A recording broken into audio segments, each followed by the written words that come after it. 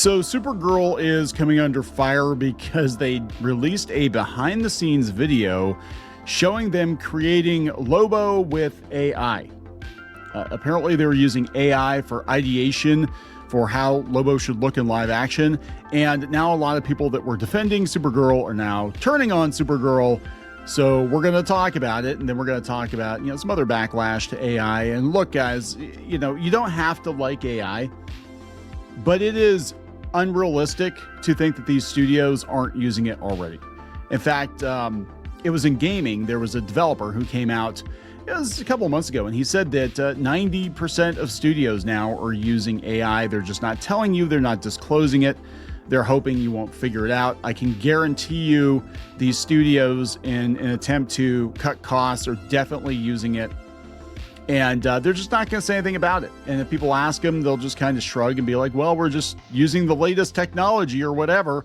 And really, from a certain point of view, it's no different to a lot of these execs than, using like a CGI or anything like that, doing the face mapping, the de-aging, all the technology they've been using in movies for years.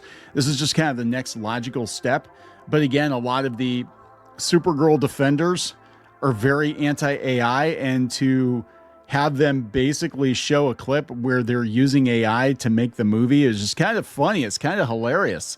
I'm going to talk about it. Before we get into it any further, please subscribe for more pop culture news, views, and rants. Guys, if you would like to check out Geeky's Pins, and you should check out Geeky's Pins, go out to Geeky Sparkles Retro Halloween Revenge Glowing Enamel Pins on Kickstarter. She's going to be running this for a couple of weeks yet, and it is your second chance to pick up the pin she offered last year. We have actually produced or going to produce another batch of these. They sold out. A lot of people asking us for these. They turned out beautiful. And if you'd like to pick up a neon pin to go with your geeky pin last year, you can also do that. So check it out. Thank you very much for that. This is coming from IGN.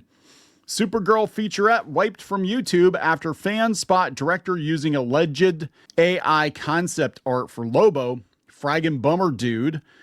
So it says a featurette from Warner Brothers showed what appeared to be AI-generated concept art for Lobo's design in Supergirl, something that sparked backlash among many fans and seemingly resulted in the video being wiped from YouTube.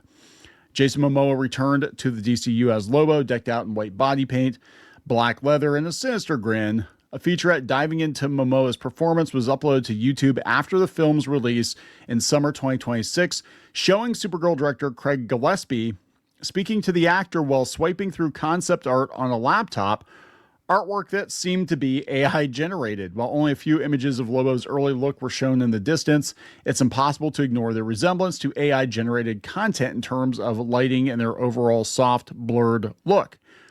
Fans immediately clocked the similarities and took to the comments section to protest Gillespie's apparent use of AI for such a massive feature film. Well, here's the thing. If Supergirl wasn't such a big, huge box office disaster, if they had kept costs down with AI, maybe you'd get a sequel. I seriously doubt it. But yeah, I mean, there it is, guys. Let's take a look at this. You can watch it on X. So they're looking through. There we go. Let's run this again.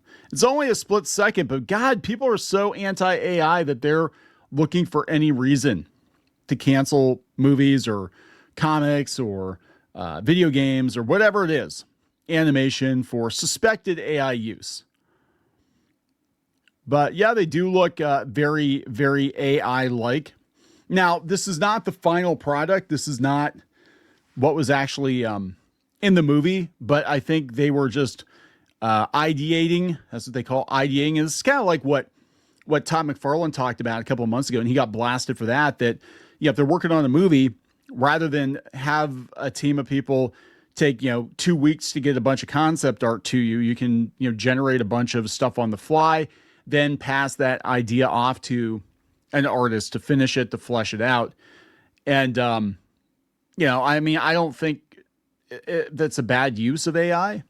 Personally, it does save a lot of time. But again, people are going to argue all those concept artists are going to be out of work. The hair on him. So yeah, it's pretty interesting. But how's this any different than like a filter? Like, I know some hair salons you go to, And they've got where you can see what you'd look like with hair. I go there just to fantasize about having more hair. No.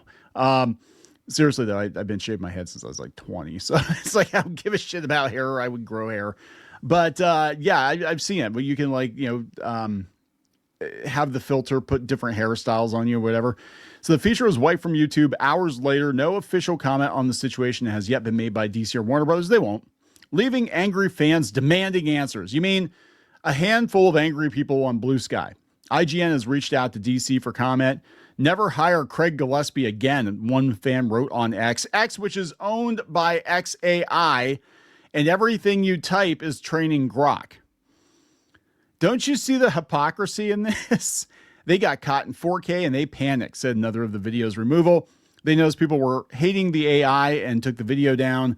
This is just the latest blow to hit Supergirl following its struggle at the box office in June. As of August 2026, it stands as one of the lowest grossing DC Comics adaptations of all time, garnering only $124 million on a $170 million budget.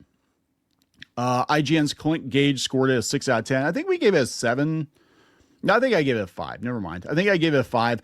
I said if it wasn't called Supergirl, it was like, Space Girl, drunk ass Space Girl or something, I would have given it a higher score. But it's a Supergirl movie and she was not Supergirl. But that's I would say 5, 6. I don't think it's the worst movie ever. I really don't. It just was not. It was not a Supergirl movie. It was not a superhero movie. And I think it felt like kind of like a side tangent from the main DC universe. Like, you watch a long running science fiction show and sometimes they'll do an episode that it's just, kind of a character piece of one character, like Star Trek. They'll do an episode that's all about, Data, or, that's just the Data episode, or Picard that's stranded on a planet with a guy, and he's trying to communicate with them.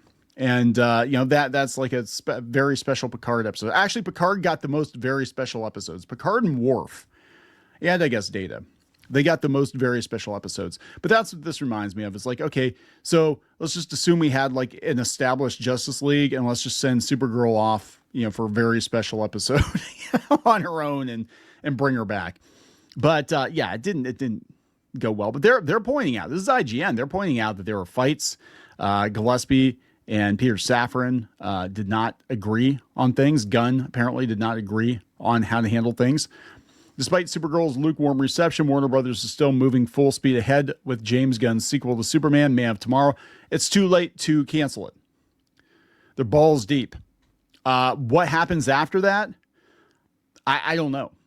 Warner Brothers gets sold and they look at the receipts. If Man of Tomorrow does not make a cajillion dollars, they might be like, you know what? It's not too late to just start over again. Why the hell not? DC fans should be used to it by now. Let's go see what Blue Sky's saying. I'm sure they're having a meltdown. Cowards for removing it. If only there were 60 plus years of Supergirl art on record and an entire stable of working artists that a media company could draw on when making concept art. It was Lobo.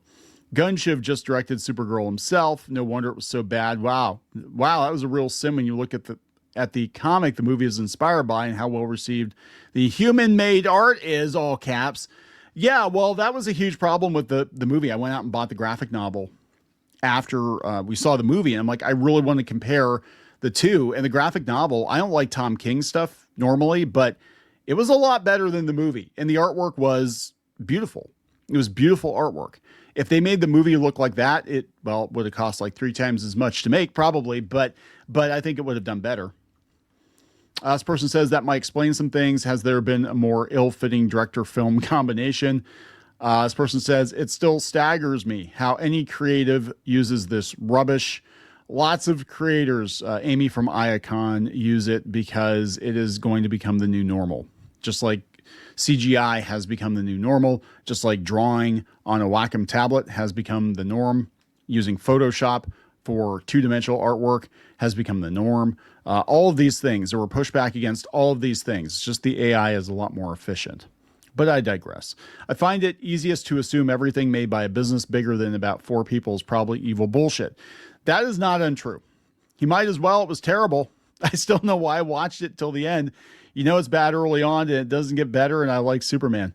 Yeah, it really doesn't get really good. There are parts of it that are decent. You can see that, again, the kernels of a good movie in there, but the kernels of a good movie are coming from the comic, which is better.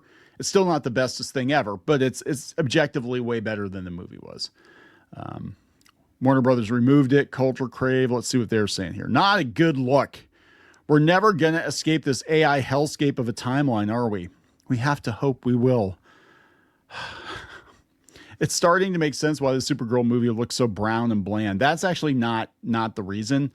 I think it was to save money, honestly, because again, if they had filmed the comic book, it was so much brighter and colorful and probably expensive. They just make it look like Guardians of the Galaxy. I'm sure it was a placeholder. It doesn't make it better.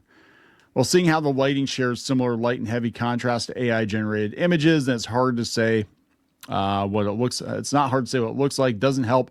The major companies have shown way too much enthusiasm for AI. Anything they put out recently will have people guessing if it's AI. Oh, it's all using AI. A vanished ghost. It's all using AI. Just some of it's better than others, obviously, but they're all going all in. And part of the reason they're going all in, it's not just to save money. It's mostly about saving money, they think. But part of it is to get rid of employees that bitch about everything. Employees that make them look bad. Employees that hold them hostage over ideology. Employees that go on strike at the drop of a hat because they think they're being treated poorly and they're not exactly working in the movie mines or anything like that, So that's what's actually going on. I just think it's funny that, again, Blue Sky of all places would have been super pro Supergirl. Remember TikTok? You were definitely not allowed to say anything about the movie on TikTok. And I wonder if John Delrose ever got an apology, because there was a guy on TikTok that dragged him for not liking the trailer. He said this looks like shit, something to that effect. And they dragged him all over TikTok for that. And the movie came and went and became one of the biggest disasters in DC history. Now they're all like, oh yeah, we knew it looked like shit. I'm like, well, where were you when the trailer dropped? Where were you? Where were all these people? They're like, that looks like AI shit. Where were you when the trailer dropped and all the bots were out there attacking people? Right? I'll just throw this in here too. So speaking of AI, the end of Oak Street has apparently some AI dogs with a podcast. Is that like dog with a blog? Remember that? That dog's probably dead now. I think that dog's probably very, very dead. It's been a long time, but I actually want to see this, the end of Oak Street. It looks interesting. But Alex Hirsch is not happy. He said, these are the first dogs I've ever wanted to euthanize because they're AI. Can you say that? Because they're AI dogs. They're not real dogs. They're not. And I love dogs. We have 3, and I freaking love my dogs. So I would never, consider euthanizing a dog. But there we go, guys. People virtue signaling very hard against AI. You know, what'd be funny is if all these artists that are so super anti-AI are actually all using AI secretly. They're just trying to throw you off. Just saying. Gonna wrap it up. Please subscribe. We'll talk later.